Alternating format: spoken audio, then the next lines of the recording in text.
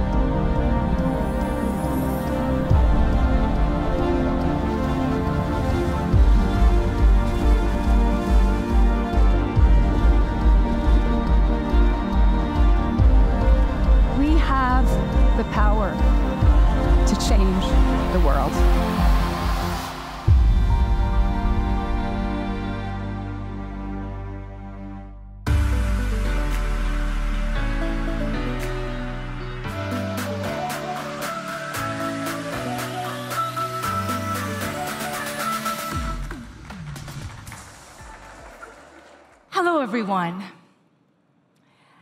I have a confession to make. I was initially going to talk about my own field of frontier materials today. But in the past 2 days at Mobile Congress, and looking at the amazing range of different technologies around us, I decided to talk about something else. I decided to talk about something that is very close and near to my heart these days, which is the age of exponential technologies. So I'm going to go rogue and off script, and I'm going to talk to you about the new age that is coming. You can almost feel it in the air, can't you? Especially in the next and the last 2 years. Something is in the air. It's almost palpable. We are about to enter a new age. We are about to enter the age of exponential technologies. We are at a pivotal point in the history of humankind, where a few key areas of technology have finally reached a certain point of maturity, namely genomics, frontier materials and nanoassembly, quantum, and, of course, AI and machine learning. They have reached a certain point of maturity where now not only they are dramatically going to be accelerating the development of one another, but that they are right now merging into each other. And they're creating hybrid areas of development that we did not predict before. No longer the compute industry is separate from biology, where mycelium and network of mushrooms could be used as a computational power. Or no longer quantum is separate from music. In one of the collaborative works that we did last year at PuzzleX, what you're listening to right now is the sound of an expression of a stem cell gene translated by a quantum computer. Or the cosmetic industry and the hair dye industry merging with the telecommunication industry, with graphene hair dyes being able to make your hair conductive and potentially being able to use it as a transceiver and receiver of information. In a sense, it's going to be a sensory extension of your body. These are only a few examples of what is about to come. At the age of exponential technologies, fields are going to be merging into one another. No longer you can look at the energy industry or oil and gas industry without looking at the bigger picture of what is about to come. The linear models of prediction of where an industry going, mobility, telecommunication, no longer will work. We need exponential models that allow us to look at each of these pieces together in a bigger picture for us to understand and have the foresight of what is coming. And that is why at PuzzleX we bring those pieces in one place to look at what is about to come to your industry. And what are those pieces of exponential technologies that are going to be impacting you in the way that you might not have predicted before. And that is also why we are here today partnering with Mobile Congress and GSMA to bring you some of those game changers, some of those pieces of the future. And I'm going to spend the next few minutes sharing some of the pieces that I personally find fascinating and we believe as an industry that are going to be game changers in the next few decades to come. And of course, I'm going to put that little spin on it because I was supposed to talk about materials. I'm going to talk about the game changers in the world of atoms and molecules, or what we call the metaverse. The technologies that would enable a spinach to send an email, or the graphene brain interfaces where not only would enable us to be able to cognitively understand what we're talking, what we're thinking, and translate that into text, but also be able to stimulate organs, not from the organ itself, but from the command center. And to the magnificent work that is being done these days in genomics and DNA. The work of George Church and Val, where they resurrected the cells of an extinct woolly mammoth, and they made a meatball with it. They did that. You can't eat it, though. And to another work that we covered last year, collaborative work we're very proud of, where we collected the brain waves of some of our speakers at PuzzleX, and we stored the information not in a hard drive, not somewhere in the cloud, not in a data server. We stored the information inside a strand of DNA. There exists right now a strand of DNA that includes the brain waves of some of the thought leaders in our world. And lastly, one of the works that we also covered 2 years ago, the first demonstration of synthetic biointelligence, and now the field of organoid intelligence, which is popping, is amazing. Where we connected from Barcelona on the stage, in the same building, to Australia, to activate a bunch of brain cells sitting in a petri dish to learn live how to play a game of Pong with us. These are only a few examples of what is coming our way. Magnificent things are on the way. And it is my pleasure today to invite you to listen to some of those other pieces of the game changers here on the stage. And with that, I would like to ask you to join me in welcoming Jim Dukhovny, the CEO of Alef Aeronautics, that I can see it. Please welcome Jim.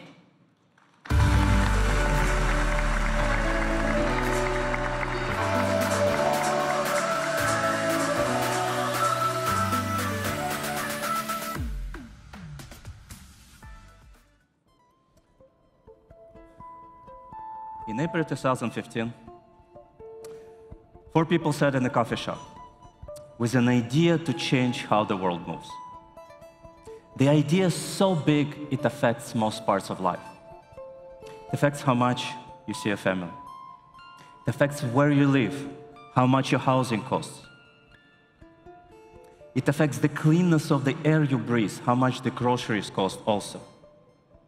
It will change most industries, including yours, telecoms. Millions of cars in the air become one of the largest consumers of IoT or cellular networks. It will become a key component for the smart cities.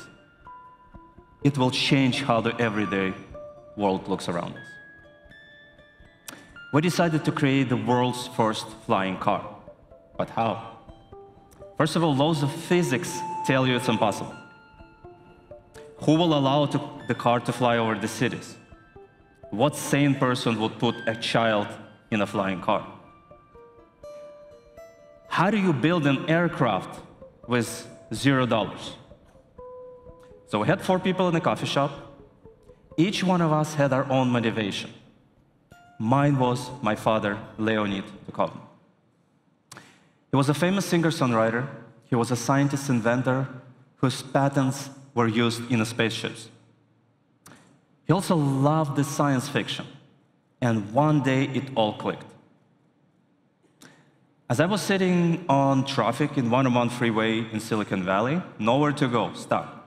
Elon Musk, Mark Zuckerberg, and me, the garbage man, all of us were sitting in the same traffic, helpless against the laws of physics.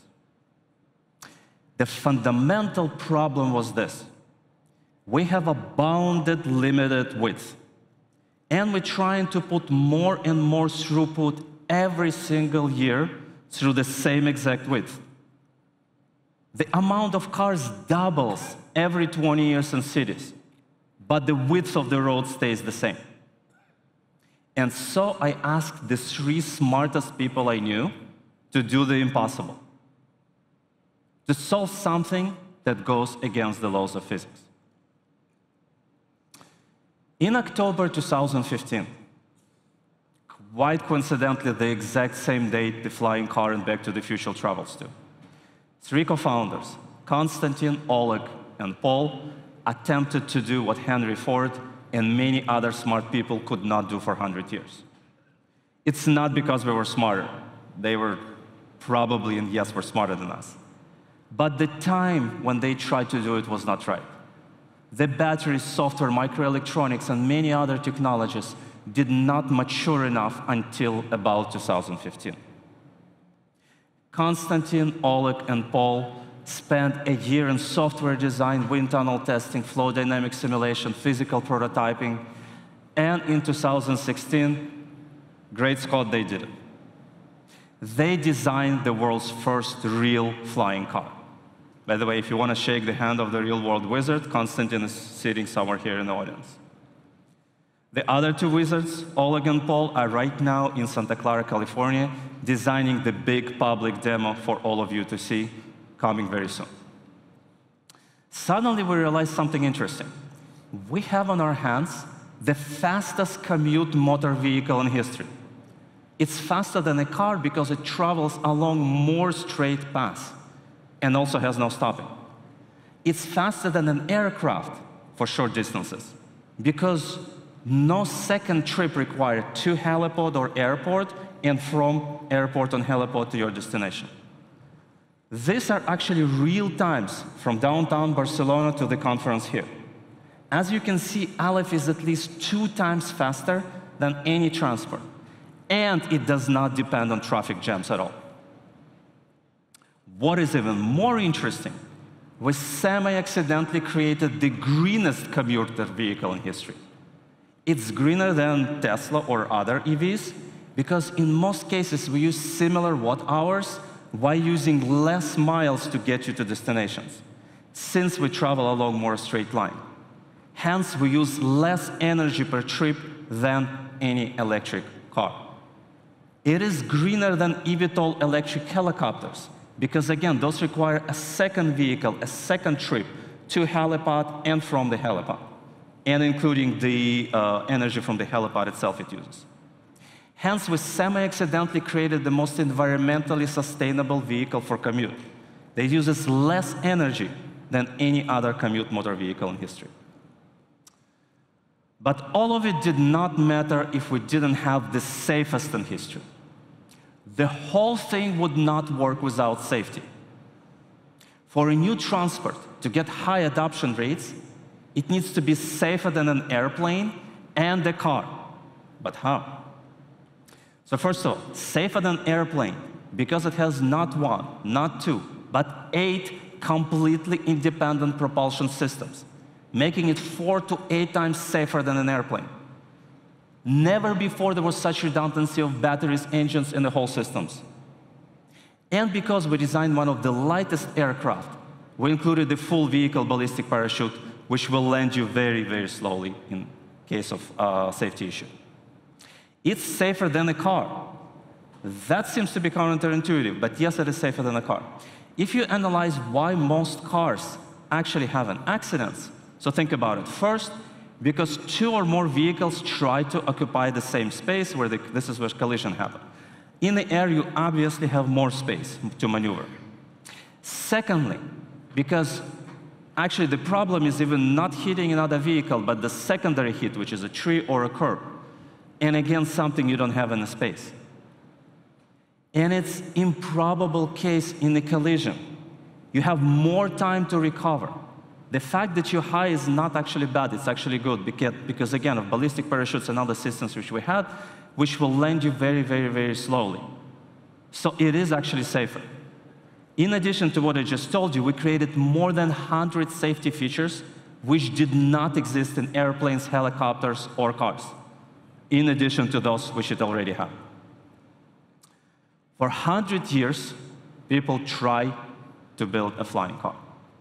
There were electric helicopters, aka flying taxis before. There were cars that spread the wings and needed an airport to take off. But there never been in history a real flying car.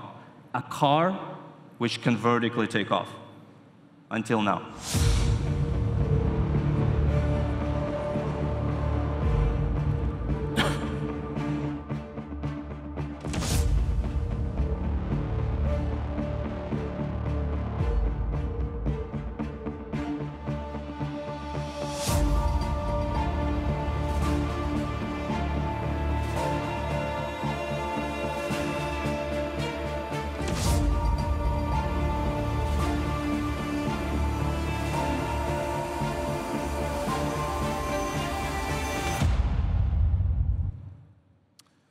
So this is how it works.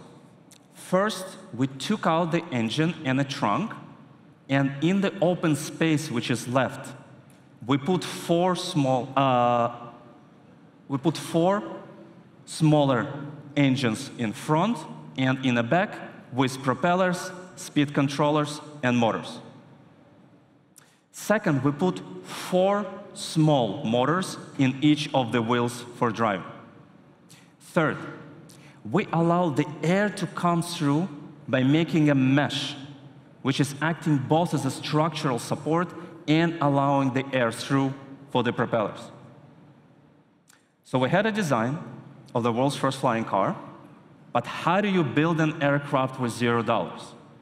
We were 4 people in a coffee shop, regular people with small bank accounts. How do you build an aircraft with $0? We did not have money, but somebody else did.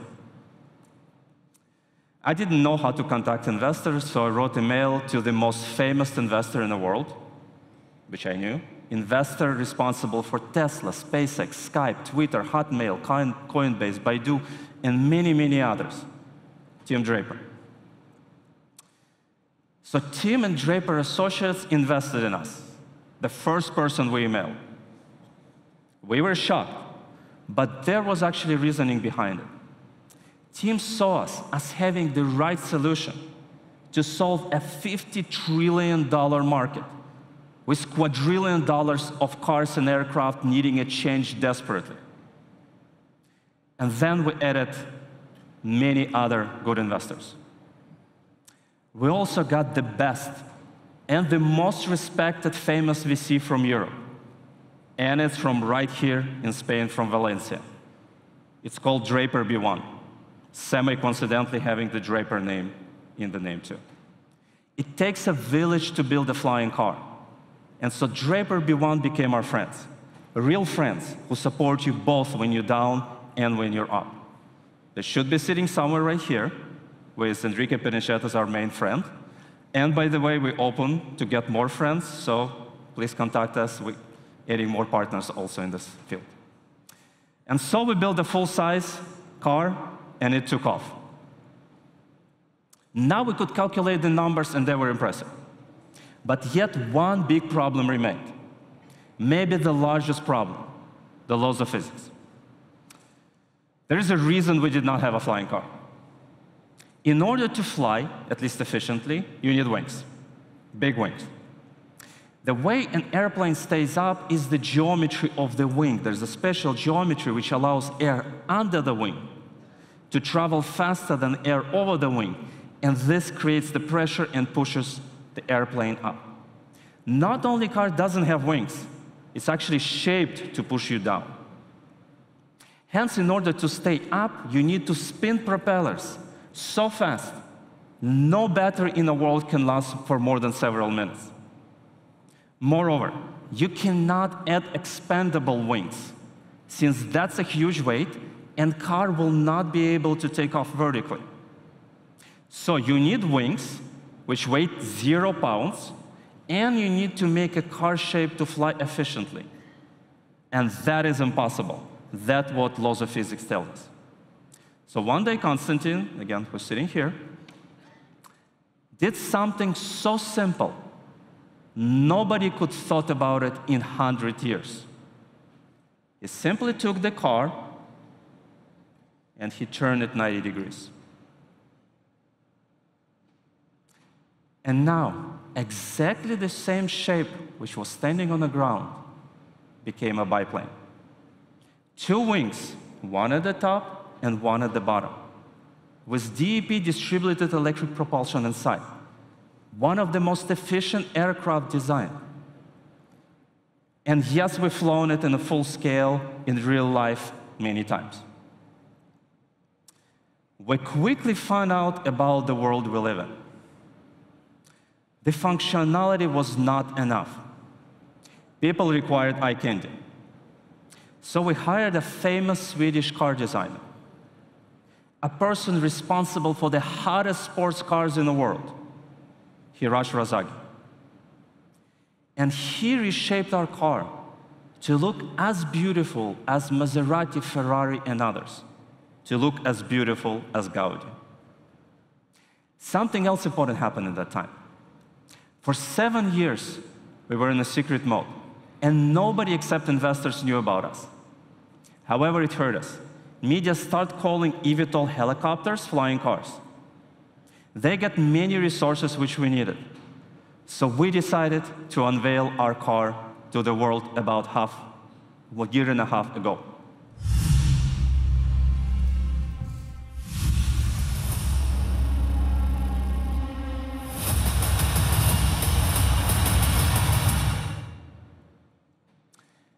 And something important happened right after. The United States government, for the first time, allowed a car, a real car, to vertically take off and fly. And that was us, Alef. Not only that, but because we were so lightweight, we were classified as ultralight to legally fly in some geographic areas like Canada and Europe. That triggered a new storm. Not only did we unveil the world's fastest flying car, but we had a legal permission to fly it. We were in the headlines of NBC, CNN, Reuters, BBC, Fox, NBC, and many other agencies. In fact, we had over 2 billion people reach in social media and news. That triggered a flood of pre-orders. In the past year, we received more orders than Boeing, Airbus, Sikorsky, Joby, Archer, and all our major competitors combined. We received 2,850 pre-orders, making Alef the best-selling aircraft in history per year. And thus, 4 people in a coffee shop with $0 and an impossible dream on a napkin became Alef Aeronautics, the world's best-selling aircraft, the fastest, the greenest, the safest, with permission to fly. And this car is about to change how you work, how you live, how you rest.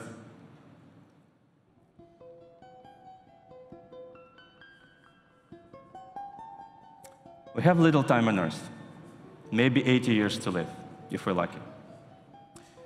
We try to accomplish a lot in 80 years. Create a family, leave our mark on Earth, enjoy life a little bit, all in short 80 years. Significant part of our lives we spend in traffic, a week. A whole week every year you waste in traffic jams. And in big cities even more. Alef gives you that time back. Alef can move the world more than twice as fast. That means cures from diseases are discovered faster. That means better way to feed the world is discovered faster. That means in your 80 years or more, you get to accomplish more. A week more every year to spend with your loved ones. A week more every year to travel, to create, to enjoy. Alef gives you that time back.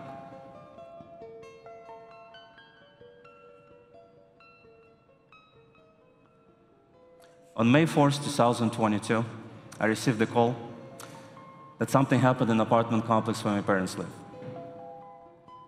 It took me 30 minutes to arrive there and to find that my father died in a fire from smoke. If I was there 5 to 10 minutes earlier, he might have survived. 5 to 10 minutes faster. Sometimes it can change the world for us. We talk about sustainability without realizing that the most important sustainability is time. Humanity had a dream for 1,000 years to win against time. To win against time. And that time is now.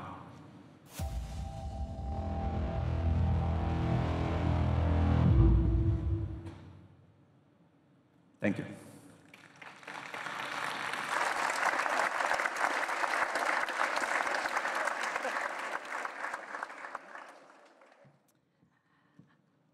Thank you, Jim. You know what is fascinating? I wasn't expecting that. So I had goosebumps listening to him right now, so I was emotional.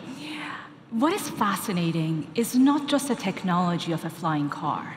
What's fascinating is the collective impact these technologies can have on the way we live and the way we exist. I sometimes give the example of silicon transistors. 60, 70 years ago, when the first transistors were introduced in Bell Labs, we thought we were going to have what? Perhaps better calculators or computational machines. But if you look at it right now, because of the silicon transistor, we have what? We have Uber Eats, where I ordered a pizza from an obscure place last night because I was still hungry. We have the coveted job of a social media influencer that did not exist before. We have blockchain. We have a new kind of intelligence based on something where we did not know where it was going to go. This is the power of a new technology. It's not predictable where it will go. And with that note, I'm going to take you to our next talk, but I'm going to tell you also a very small personal story, because it's relevant. Since I was a kid, I always wanted to be an astrophysicist, and I went to university hell-bent on doing a degree in astrophysics. And one day, randomly, I walk into this classroom, and they're talking about graphene, the thinnest and strongest material ever existed. And I took one look and I said, you know what, forget about everything else I wanted to do, forget about my childhood dream and what I wanted to really, really accomplish, I'm gonna do this. And today, the man who first isolated graphene won a Nobel Prize for it and inspired me to do my PhD in graphene is here.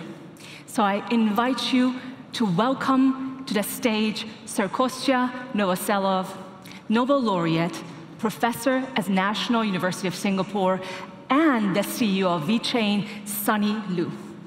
Please.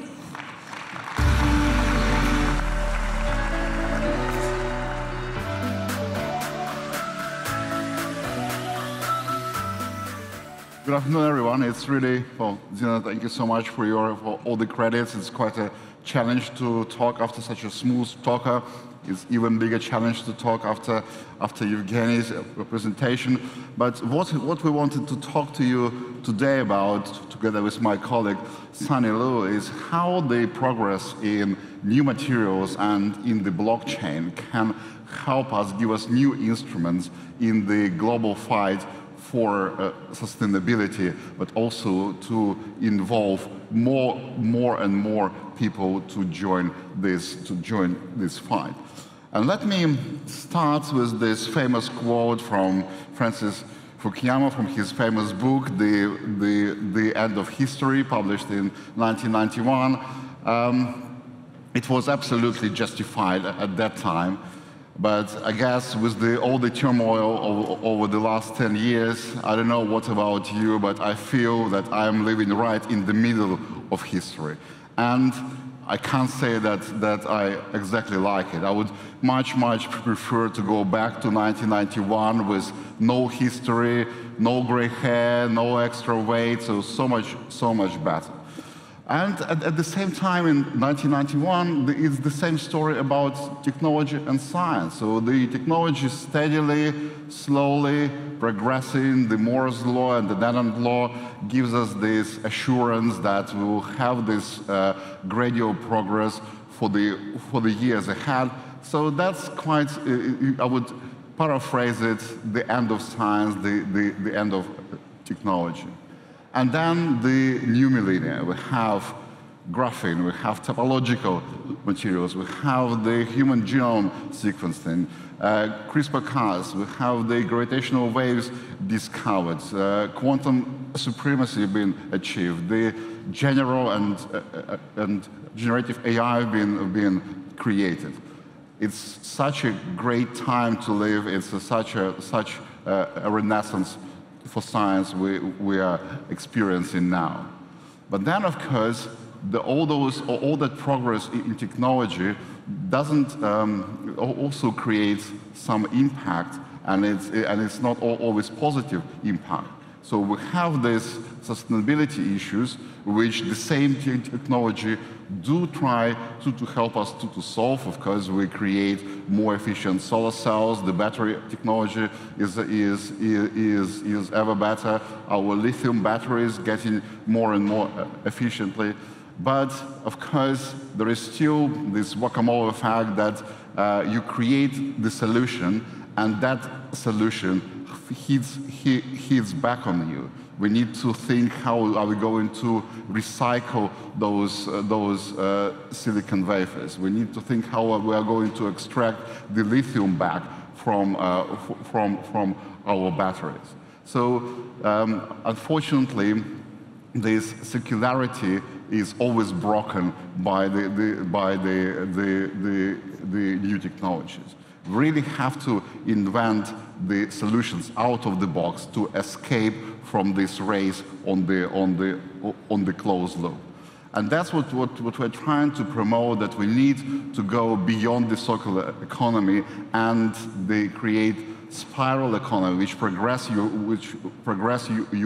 further, and it's only possible with the new technologies, new materials, and so on. So let me give you a couple of examples from my experience, from my work. So, of course, one of the big challenges in circular economy is how can we reduce the impact of the greenhouse gases on the atmosphere. These days, we're actively extracting CO2 from the atmosphere, which is already sound like a science fiction, just a huge atmosphere, and we are pumping out the CO2 gas. Of course, it's not very efficient process. You spend a lot of energy to extract it. You hope it's a green energy you're using, so it's quite an elaborative process. And then you basically just pump this CO2 gas down into underground. So that's the circular economy in reality. But let's try to think out of the box. Imagine we can find the catalyst which can split and crack this CO2 and turn it into some useful carbon nanomaterials, for example, carbon nanotubes or graphene. Then we can do some interesting tricks with it. We can take those nanomaterials and add it, for example, in concrete, one of the biggest CO2 emitting industry in the world.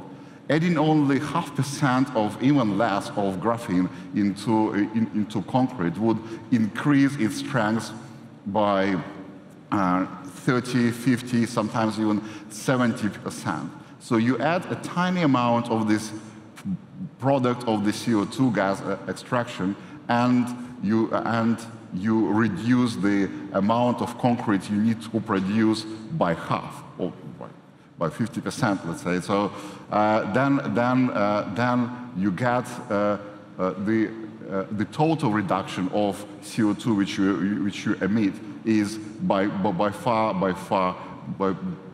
greater. And that's the example of the spiral economy when those new solutions create much bigger impact. Another example I wanted to talk about is the new developments in the materials for electronics. Of course, for many years, the Moore's law and the Deland law were always guaranteeing us that we have the sustainable development of our chips. So sustainable is important here. But then, of course, as our chips become smaller, the electric thickness becomes thinner, the interconnects thinner as well, and then what we get a departure from the Deland scaling, and we're hitting the power wall. Our chips now are as hungry as ever, so the computational industry consumes about 10% of the global electricity production, and this number is likely to increase by another 4% in the next 10 years because of the arrival of AI. It doesn't get circular anymore, so we really have to find some other out-of-the-box solution so to be able to sustain this development. And remember that if you want AI in your mobile phones, it's not going to happen with the current technology. The energy consumption and the overheating would prohibit it to get into your mobile devices. We really need some new solutions. And of course, those solutions, they're coming at a cost. We need to develop them. We need to compute on them. So that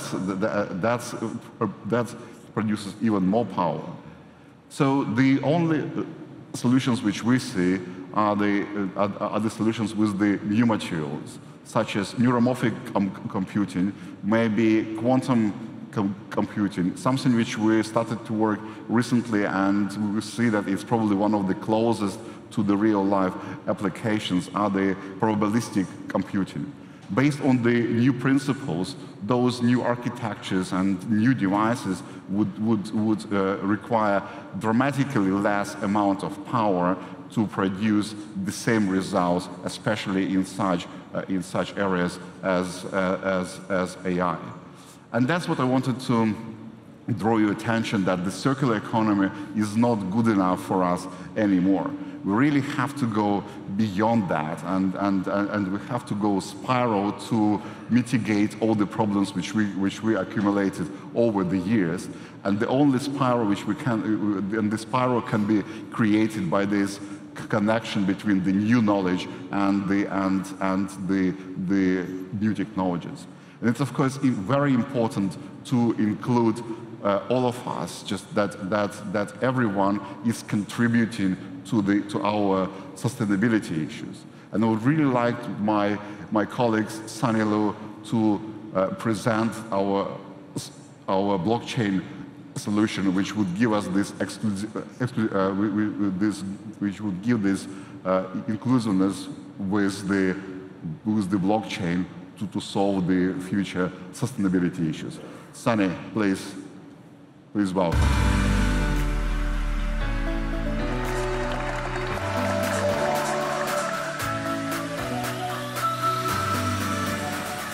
Okay, thank you, Professor Kostya. It's a really great honor to be on the stage with scientists like Professor Konstantin. Actually, it's an era of the idols.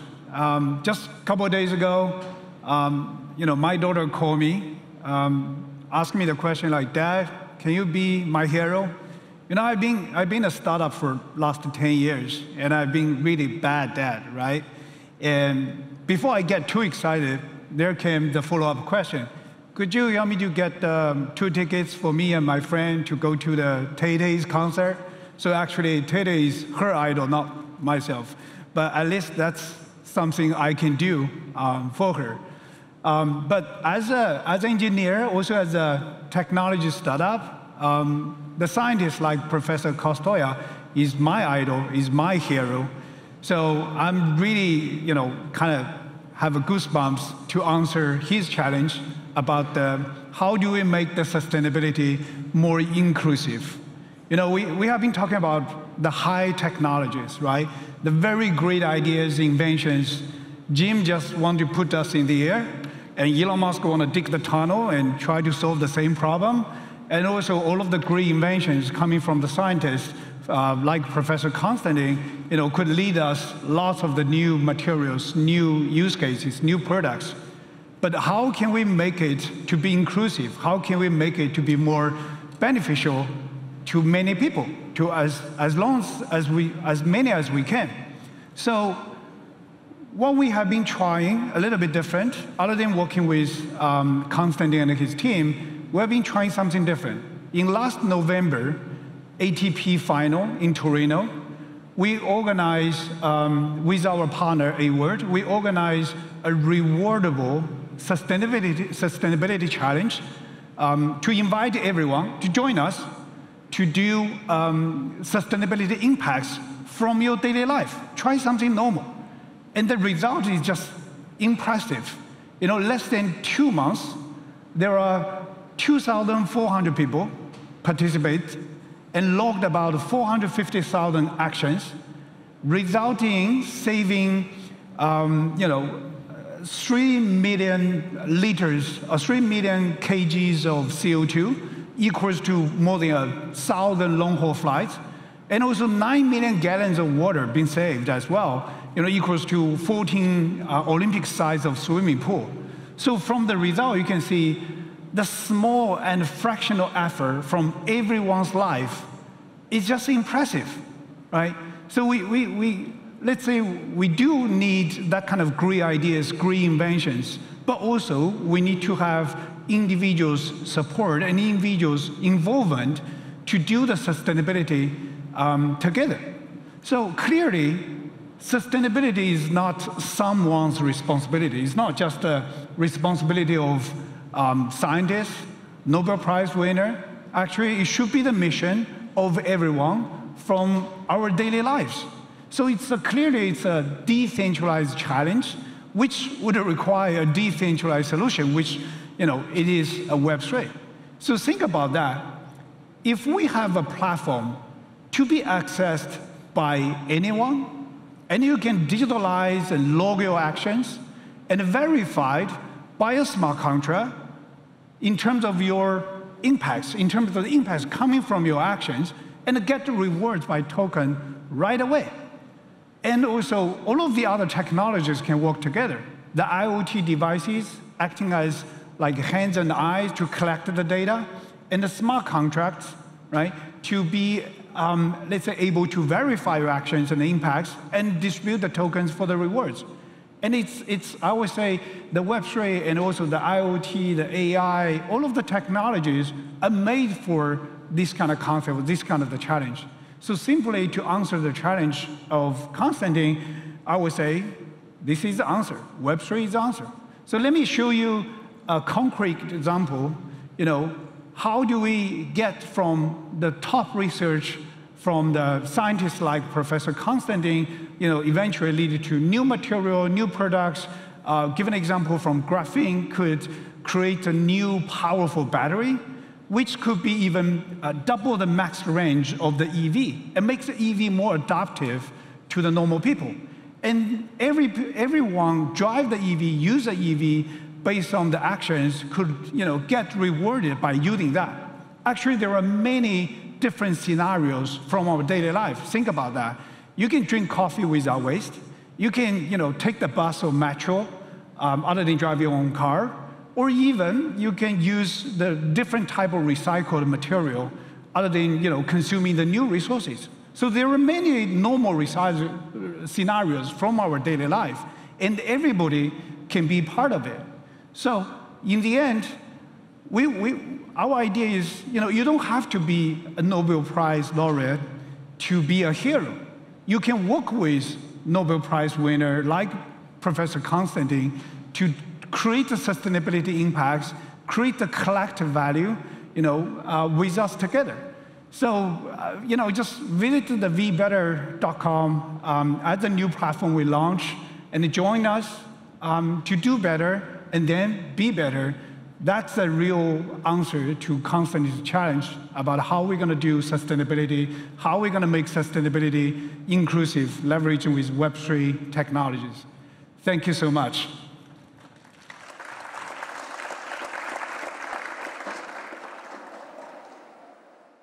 That is a long stage. Thank you, Kostya. Thank you, Sunny. And thank you. So we've spent the last hour together to look at some of those pieces of exponential technologies and what they might mean for the future. But the truth is that the future is probably going to look nothing like what we just described. It is because technology is not developed in a vacuum. Technology is developed in symbiotic relationship with other technologies that might not have even been invented right now. Technology is developed within culture. Its technology is developed within the wants and needs of an evolving human race. Technology is developed with you. So with that, go home, be bold, be imaginative, be collaborative, and be a game changer. Thank you all.